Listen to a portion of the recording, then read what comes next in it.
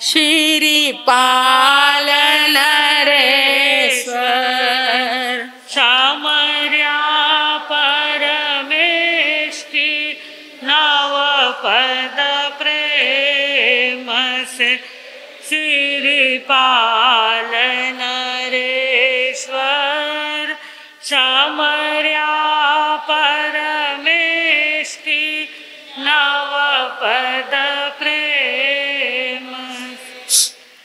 हम लोगों ने देखा कि श्रीपाल और मैना सुंदरी, जिनको श्रीपाल को कोढ़ का रोग हो गया था, परंतु गुरुदेव के प्रभाव से, आयम्बिल के प्रभाव से और मंत्र के प्रभाव से वो रोग क्या हो गया, दूर हो गया। इसलिए कहते हैं अचिंत्य मणि मंत्र औषधि नाम प्रभावः। मणि, मंत्र और औषधि, ये तीनों का जो प्रभाव होता है वो अचिंत्य होता है, जिसकी हम कल्पना भी नहीं कर सकते। ऐसे रोग उससे क्या हो जाते हैं, शांत हो जाते हैं, दूर हो जाते हैं। औषधि का प्रभाव आजकल तो हम देखते ही है, कैंसर जैसे रोग पर भी हमारी दवाई मात कर देती है, पर पहले ज़माने में औषधि के साथ मंत्र का जो प्रयोग होता था, उससे हमने देखा कि हमारे श्रीपाल जी के शरीर का कोढ़ रोग देखते देखते दूर हो गया। जो अशुभ कर्म होते हैं वो जप से नष्ट हो जाते हैं, और जो कर्म लूखे कर्म होते हैं वो हम थोड़ी धर्म साधना करते हैं, आराधना करते हैं, तो उससे हमारे लूखे कर्म क्षीण हो जाते हैं, नष्ट हो जाते हैं, और तुरंत उसका प्रभाव हमें देखने मिलता है कि श्रीपाल जी की काया कंचन जैसी चमकने लग गई। तो उनकी माता को भी क्या हो गया, आश्चर्य हो गया कि अरे ये कौन है।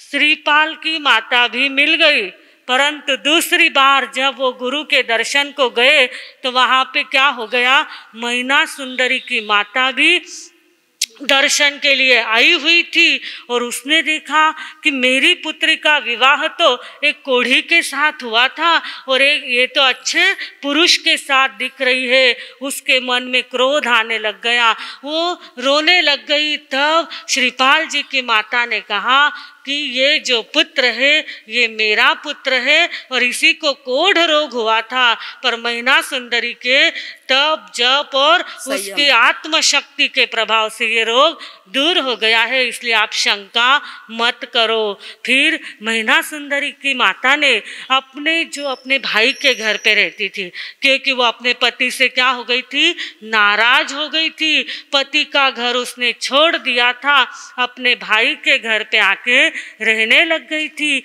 वो घर पे गई और अपने भाई को कहा कि देख हमारे मैना का कैसा चमत्कार हुआ है कि उसको दिया तो कोढ़ी के साथ था, पर उसके धर्म के प्रभाव से उसका कोढ़ रोग दूर हो गया है और उसकी काया तो कंचन जैसी हो गई है। ये बात जब मामा ने सुनी, श्रीपाल मैना सुंदरी के मामा ने सुनी, तो उसने कहा कि मेरी भांजी, मेरे भांजा जवाई और उनकी जो माता है वो ऐसे जंगल में रह रहे हैं, अनाथ जैसे रह रहे हैं।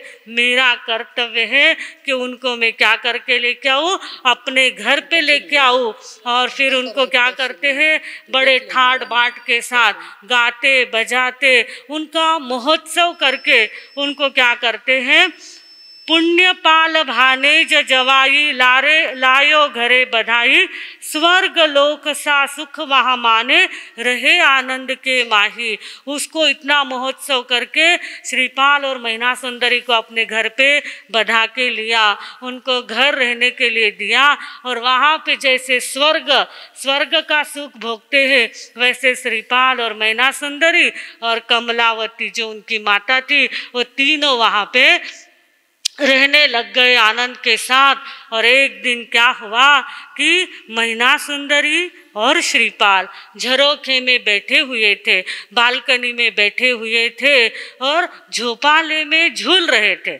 झोपाले में झूल रहे थे, आनंद के साथ बातें कर रहे थे। तो इतने में क्या हुआ कि उनके जो पिताजी हैं, मैना सुंदरी के जो पिता है, वो उसी गांव में दूसरे तरफ रहते थे। तो वो पिताजी वन विहार के लिए उसी रास्ते से हमेशा जाते थे, क्योंकि पत्नी ने घर छोड़ दिया था। अब बेटी तो चली गई थी और पत्नी ने घर छोड़ दिया था। तो वन विहार के लिए वो जहाँ उनका ससुराल था, उसी गली से हमेशा गुजरते थे कि कभी न कभी रूप सुंदरी का चेहरा मुझे दिखने मिल जाए। तो इसलिए वो वहाँ से हमेशा जाते रहते थे। और आज उन्होंने क्या देखा कि मैना सुंदरी आराम के साथ बैठी हुई है और किसी निरोग पुरुष के साथ हंस खेल रही है, बातें कर रही है। और जैसे ही मैना सुंदरी को अच्छे पुरुष के साथ देखा तो पिताजी को क्या हो गया, एकदम से क्रोध आ गया कि अरे ये तो बहुत कर्म की धर्म की बातें करती थी और मैंने इसको कोढ़ी के साथ परणाया था, और आज मैं क्या देख रहा हूँ कि ये किसके साथ बातें कर रही है, पर पुरुष के साथ, एक पर पुरुष के साथ, निरोग पुरुष के साथ बातें कर रही है। और उनके अंदर क्रोध भरने लग गया, चेहरे पर ऐसा क्रोध तमतमाने लग गया, चेहरा एकदम से क्या हो गया, लाल होने लग गया। उतने में क्या हो गया कि उनके जो साले साहब थे, पुण्यपाल नाम के जो उनके साले साहब थे, वो घर से बाहर निकल रहे थे और उन्होंने देखा कि मेरे जो ये है बहनोई जी है, इनका चेहरा क्रोध से क्या हो रहा है, लाल हो रहा है। ये किसको देख रहे हैं, ऊपर मैना सुंदरी और श्रीपाल को देख रहे हैं और इनके अंदर क्रोध आ रहा है। अरे ये क्या हो गया। तुरंत वो उनके पास जाते हैं और कहते हैं कि शंका मत करो, क्रोध मत करो, पहले ही गलती कर चुके हो, अब तो गलती मत करो। जिस कोढ़ी के साथ तुमने मैना सुंदरी को परणाया था वही यह श्रीपाल है और उसी के साथ अपनी मैना सुंदरी बातें कर रही है। तो उसके पिताजी ने पूछा, मतलब बहनोई जी ने पूछा कि ये कैसा हो गया, मैंने देते समय तो इनको कोढ़ी को दिया था। तो कहा कि मैना सुंदरी का भाग्य ऐसा फला है, उसकी धर्म श्रद्धा, उसके कर्म ने ऐसा प्रभाव दिखाया है कि ये श्रीपाल का रोग क्या हो गया है, धर्म के प्रभाव से दूर हो गया है और इसके लिए आज वो स्वस्थ हो गए हैं। और वो जंगल में रहते थे तो उनको मैं अपने घर पे लेके आया हूँ और इस पे यहाँ पे उनको मैंने आश्रय दिया हुआ है। तो पिताजी को तो एकदम क्या हो गया, इतने दिन से याद ही आ रही थी, पत्नी की भी याद आ रही थी, बेटी की भी याद आ रही थी, और आज सबको एक साथ देखे तो उनके मन में इतना प्रेम उमड़ के आया।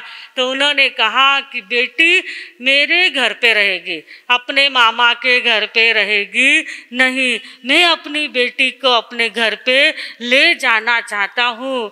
तो मैना सुंदरी ने कहा कि जिस घर से आपने मुझे कोढ़ी के साथ रवाना किया था, एकदम से मेरे को द्वेष से, तिरस्कार से, घृणा से, क्रोध से अब मैं उस घर में ऐसे आने वाली नहीं हूँ। तो कहा कि आप अगर मुझे सत्कार सम्मान करके उस घर में ले जाने वाले हो तो ही मैं उस घर में आना चाहती हूँ।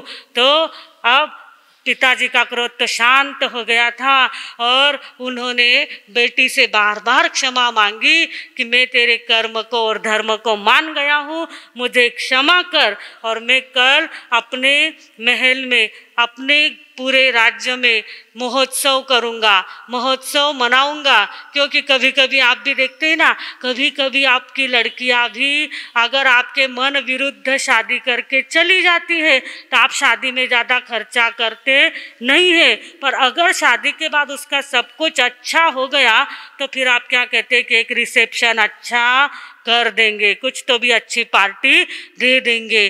तब इसके पिताजी के मन में भी आया है कि मैं नगरी को सजाऊं, वापस इसका महोत्सव करूं और मेरी बेटी को गाते बजाते सत्कार के साथ अपने घर पे लेके जाऊं। तब पिताजी क्या कर रहे हैं, अपने नगरी को सजा रहे हैं, गांव को सजा रहे हैं। और कल मैना सुंदरी और श्रीपाल जी का स्वागत उज्जैनी नगरी में होने वाला है। कल अवसर आने के बाद देखते हैं कि किस तरह तरह से उनका स्वागत और सम्मान वहाँ पे होता है। और बड़े मार साहब भी पधार गए तो सोने में सुगंध हो जाएगी और बहुत सुंदर उनका स्वागत श्रीपाल जी का वहाँ पे होने वाला है। सभी एक बार बोलेंगे, श्रीपाल नरेश्वर समर्या परमेष्टि नव पद प्रेम से श्रीपाल नरेश्वर